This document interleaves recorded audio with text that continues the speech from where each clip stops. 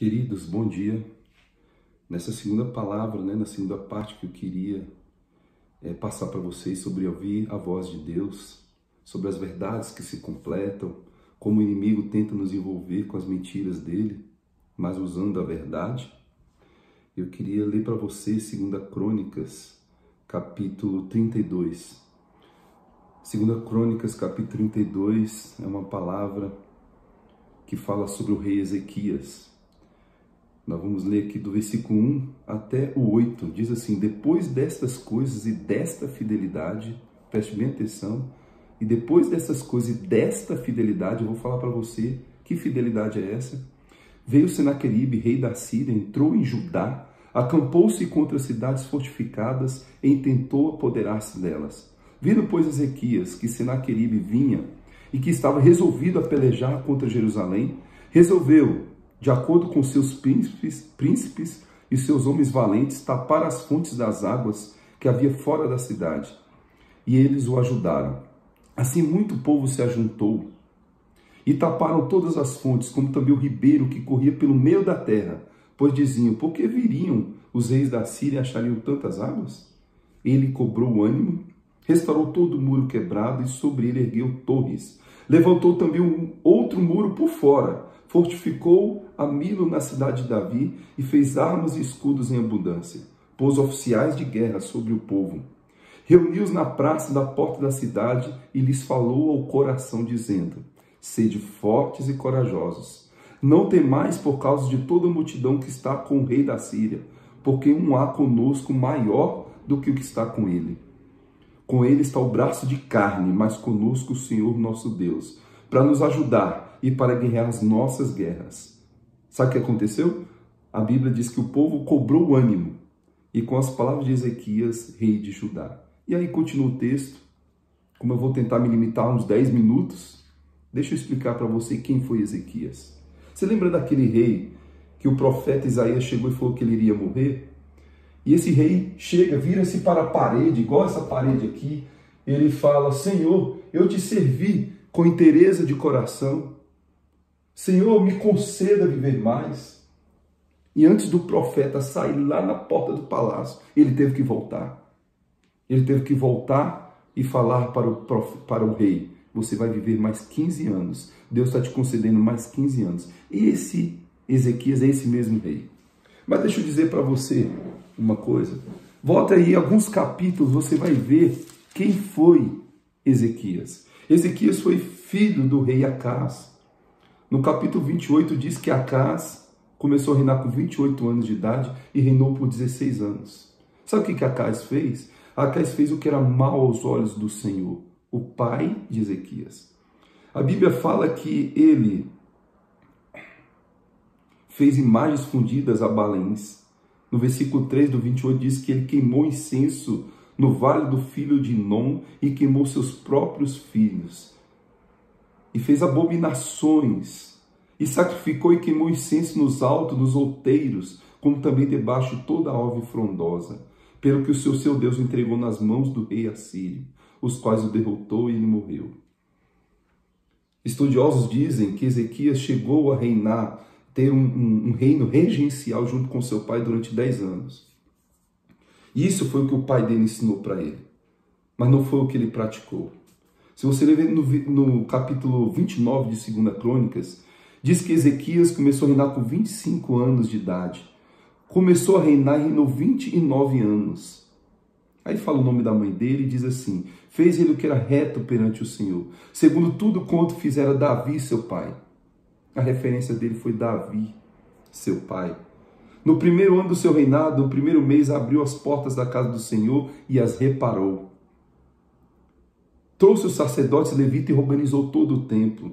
Lá no versículo 10 diz assim: agora estou resolvido a fazer aliança com o Senhor, o Deus de Israel, para que desvie de nós o ardor da sua ira. Filhos meus, não sejais negligentes, pois o Senhor vos escolheu para estar diante dele para o servirdes, para ser de seus ministros e queimar incenso a Deus Todo-Poderoso. Sabe o que Ezequias faz? Ele restaura as portas do templo, ele organiza as finanças do templo, que estava tudo sendo desviado. Ele pega, organiza as finanças para o sustento da casa do Senhor e dos seus servos que trabalhavam ali. Não só isso, ele institui novamente a Páscoa. O que era a Páscoa? Não é o povo lá recluso, que teve que ungir os umbrais lá com o sangue do Cordeiro, porque viria o anjo da morte e poupou aqueles que confiaram naquela palavra do Senhor.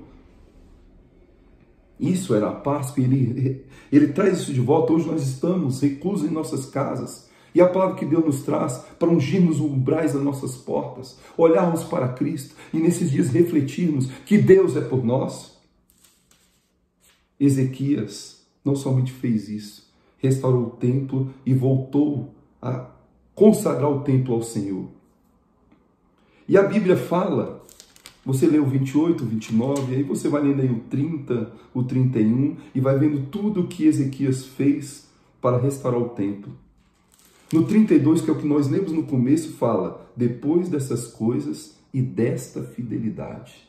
Depois desta fidelidade, vem uma prova na vida de Ezequias.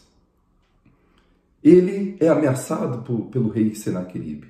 Senaqueribe vem, depois de uma destruição ao redor de Jerusalém, ele destruiu tudo quanto foi cidade. Senaqueribe era famoso pela atrocidade com que ele destruía cidades. Ele pegava os guerreiros e esfolava vivo, arrancava língua, orelha, torturava vivo e depois o matava. Então a fama de Senaqueribe se espalhou por toda a região. Ouvia-se falar que Senaqueribe vinha guerrear, todos os povos se estremeciam. E Senaqueribe então vem e afronta Israel. Ele vem e ameaça Ezequias. E você vai ver no capítulo 32, diante de vários versículos, três coisas interessantes. No versículo 3 do capítulo 32, Ezequias manda o capitão dele falar lá para o povo, lá nos muros. Vai o representante e fala, não sabeis vós que eu e meus pais fizemos a todos os povos da terra? Acaso puderam de qualquer maneira os deuses das nações daquela terra livrar o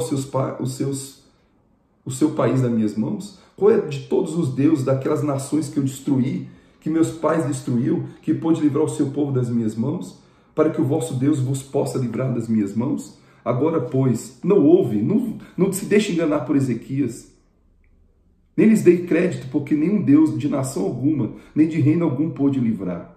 E aí ele continua, no versículo 16, os seus servos falaram ainda mais contra o Senhor Deus de Ezequias.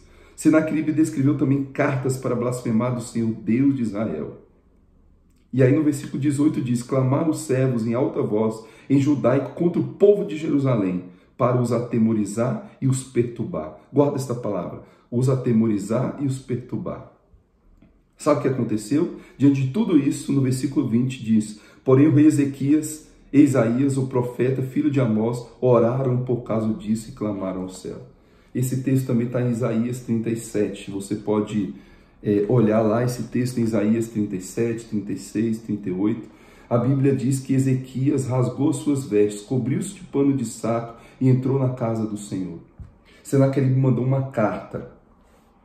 A Bíblia diz em Isaías que Ezequias pegou aquela carta, se colocou diante do Senhor e orou. E Deus deu uma palavra a Ezequias.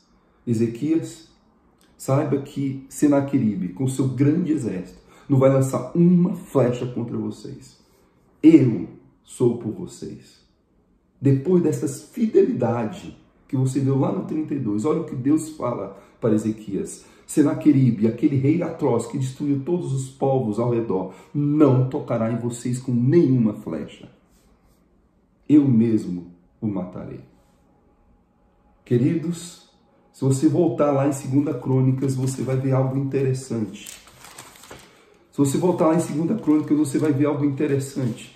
Porque Senaqueribe, ele traz três coisas para afetar a fé de Ezequias e do povo. Ele primeiro tenta atacar as pessoas, o povo, mostrando o que eu falei na primeira parte da nossa palavra, verdades incompletas.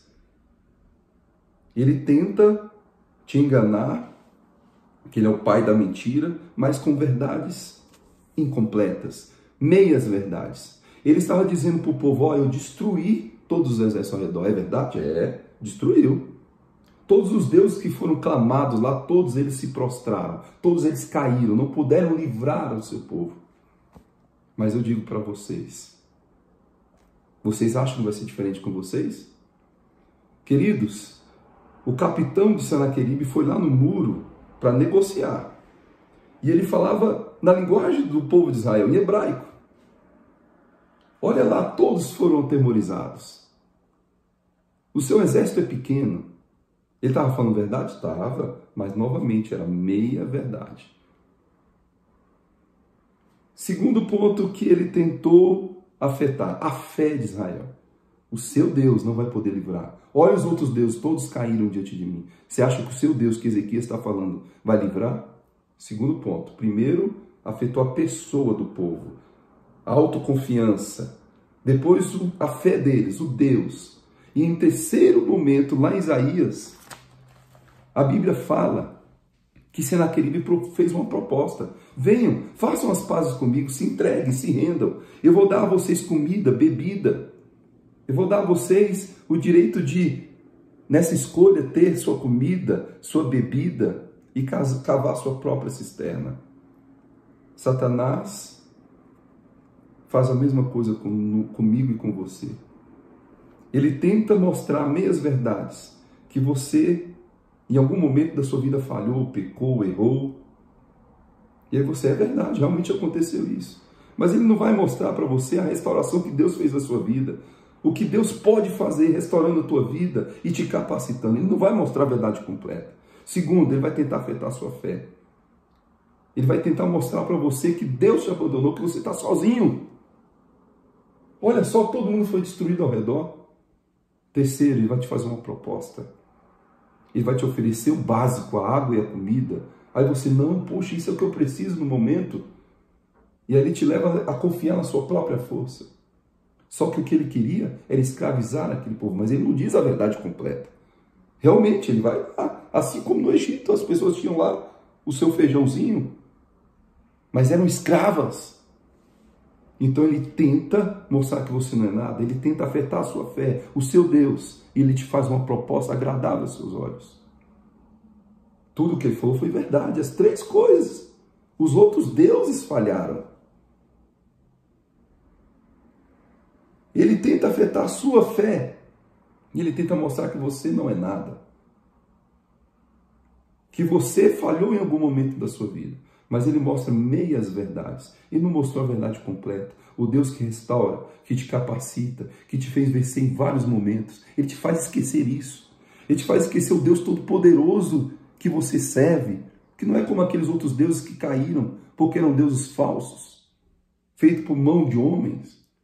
E ele vai te fazer uma proposta agradável aos seus olhos, mas para te escravizar. E não vai te mostrar a verdade completa. Preste bem atenção. O mundo vai te oferecer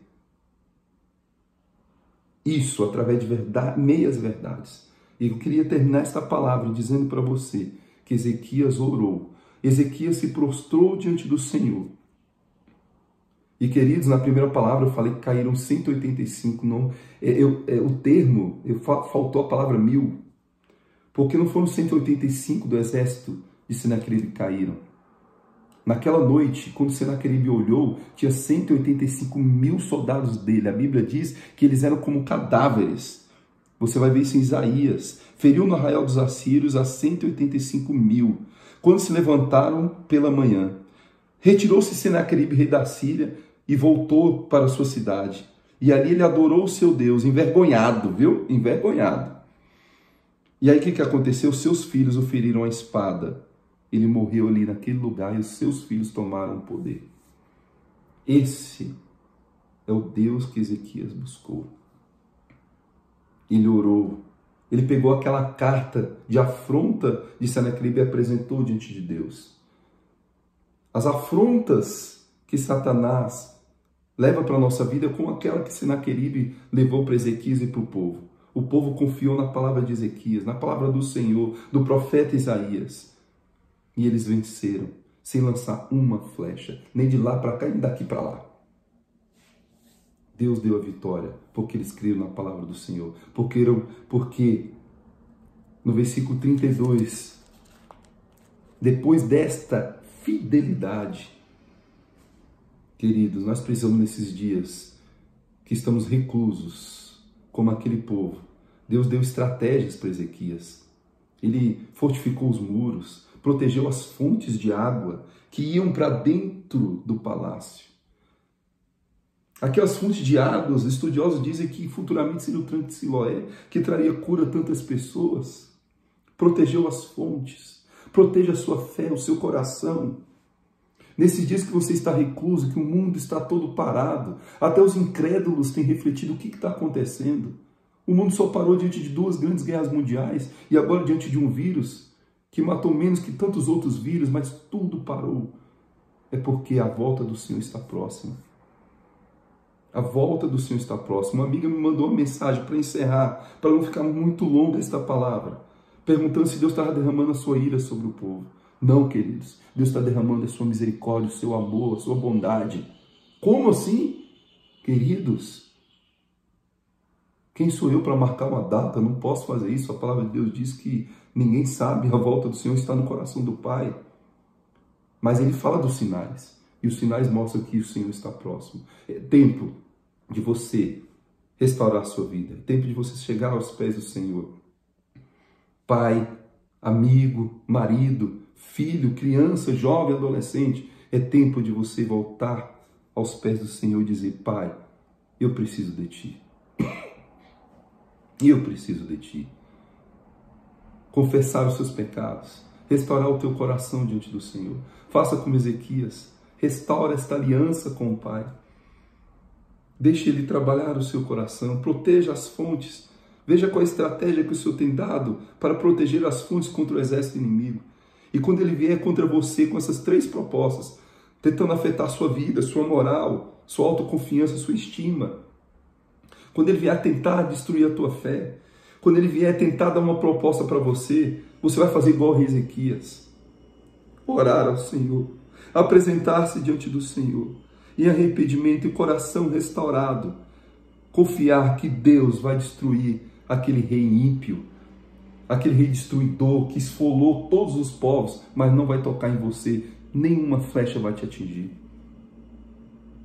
Amanheceram como mortos, sem precisar lançar uma flecha contra Senaqueribe, porque Ezequias confiou no Senhor e o povo confiou naquela palavra. Confie nisso que eu estou te dizendo.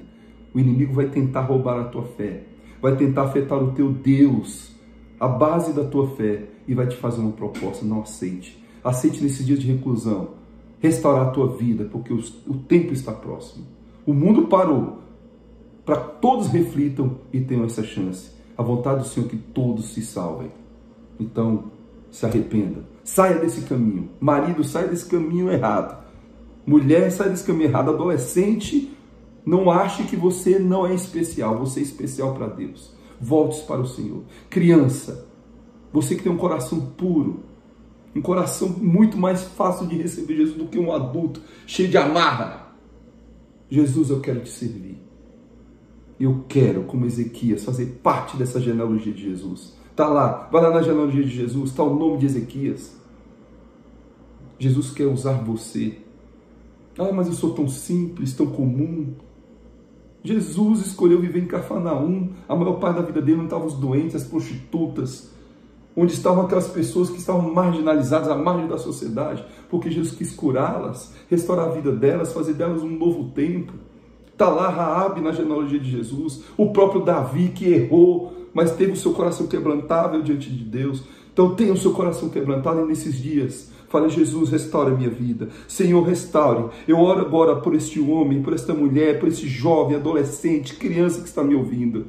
Que nesses dias, ó Deus, haja quebrantamento nesta família. Venha, Deus, neste coração que está me ouvindo e traga quebrantamento. Ó Deus, em nome de Jesus, o Senhor mostrou para esta pessoa tudo aquilo que o Senhor quer para ele nesta hora que me ouve. Que te ouve, Senhor. Que precisa haver quebrantamento, tempo de restauração. Que as meias verdades de Satanás é para trazer mentira, mas as tuas verdades completas é para trazer, meu Pai, libertação, cura, restauração nesses dias, de homens que vão chegar aos teus pés e falar: Jesus, restaure-me o primeiro amor.